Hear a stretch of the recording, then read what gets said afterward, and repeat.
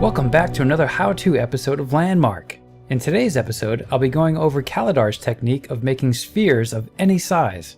I'll also show you how to make this sphere hollow, so you can cut out hollow rings to use as clean design templates on your claim. Stay tuned. Hello everybody and welcome back. Today's video is another how-to on how to create any sized shape sphere. This is a trick here I found on the forums and a video posted by Kaladar. So thanks a lot for finding this technique, Kaladar.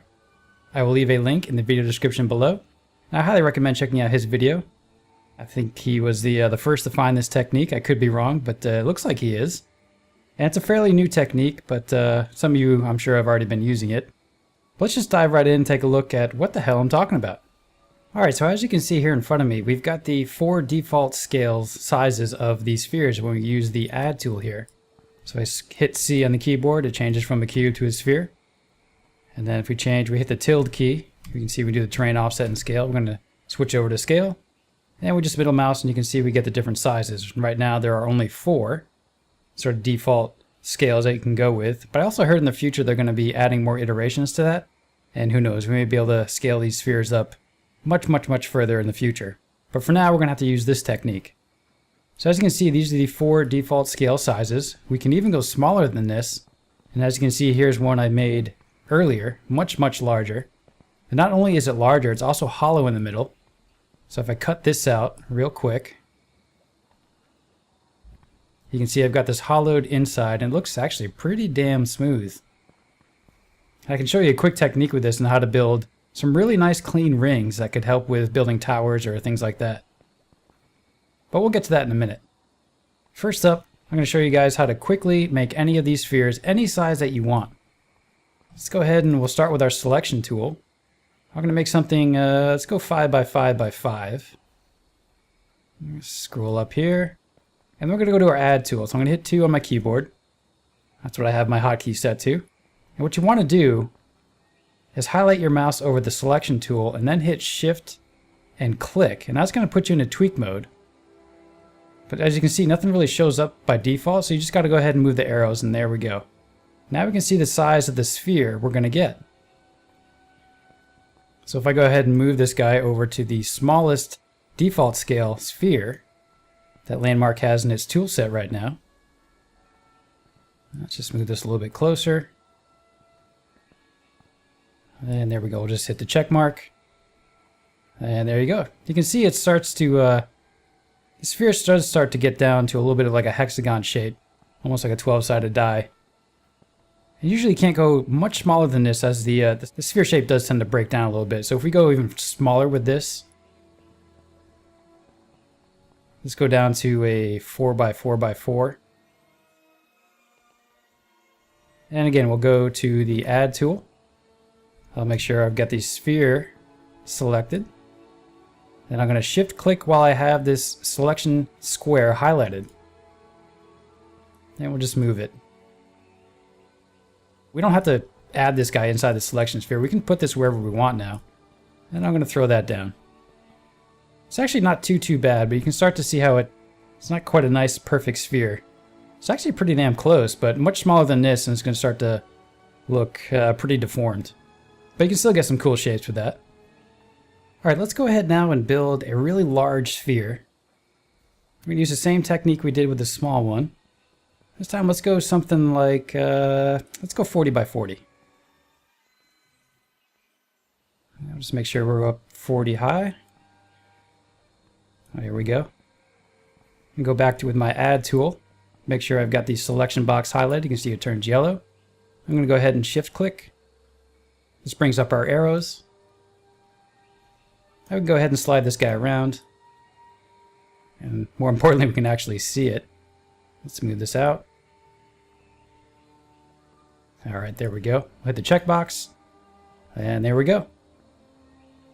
Now you could do this using just the one voxels and building out rings and then making each ring smaller than the other on all 4 sides. But that would be pretty time consuming. And with the way the current smooth tool works, it's really hard to get these really nice smooth, these perfect spheres here outside of the default scales that we're allowed to get right now. So now that we have this nice sphere that's 40 by 40, I'm going to go ahead and I'm going to hollow out the middle of this guy. But what you want to do is obviously make sure the sphere selection is smaller than this guy, but I'm going to go with something pretty extreme here. I'm going to go 32 by 32. There we go. Now we've got a 32 by 32 selection. Now I'm going to go ahead with my delete tool. I'm going to highlight my mouse over it. You can see how it turns blue. And then shift and click. Now we've got our selection arrows, just like in the tweak mode. I'm going to go ahead and move this guy. This is the tricky part now when you're trying to use this technique. It takes a little bit of trial and error and a little bit of patience. But basically we're going to try to get this selection now right smack dab in the middle of this sphere. It's actually looking pretty good there. Let's check the other side. Looks like we're off a little bit. And we'll just quickly check the top. It doesn't look too bad. It actually looks pretty good from here. So I'm going to go ahead and I'm going to hit the check mark. And there we go. Now it's not going to look like anything happened on the outside. If we come back in with our selection tool and then just cut out a square here, you're going to see it did do what it was supposed to do. If we just jump in here. Oop. And there we go. As you can see on the inside, it's actually really smooth. There's all sorts of things you can do with this. One technique I'd like to show you is how to make some pretty clean rings if you're going to make a tower. I think in my previous videos from way back in alpha, I showed you guys how to make a spiral tower and a spiral tower staircase. But this way might actually be a whole lot easier, and you get some really nice thickness based on how big your deletion sphere was. You can get some really nice thick walls here. So what I'm going to do is I'm going to undo that last step. I'm going to come in with my selection tool. I'm going to go about 2 voxels in height. And I'm just going to take the middle slice out of this guy. And I'm going to copy this, Control C, and then Control V to paste. And you can see we've got this really nice ring now. I'm just going to move this up a little bit. Now, as you can see, it's a little bit jaggy around here. It's not nice and flush. So to get rid of that, let's run in with my selection tool again. Actually, let's just paste because we already have that selection in our memory. And I'm just going to move this right on top. I'm just going to paste this up a few times.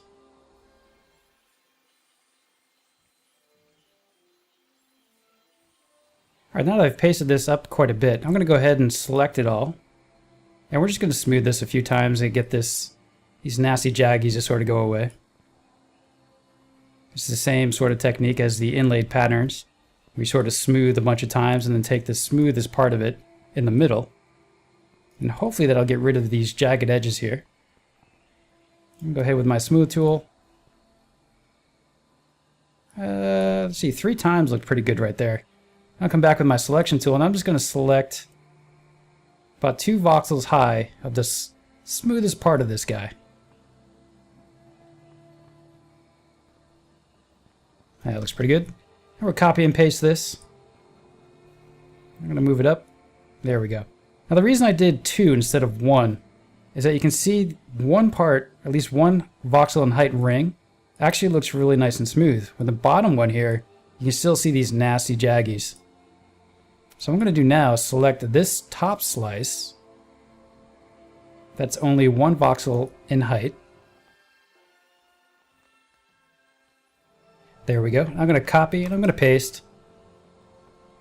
I'm going to paste this guy right below the jagged part. There we go.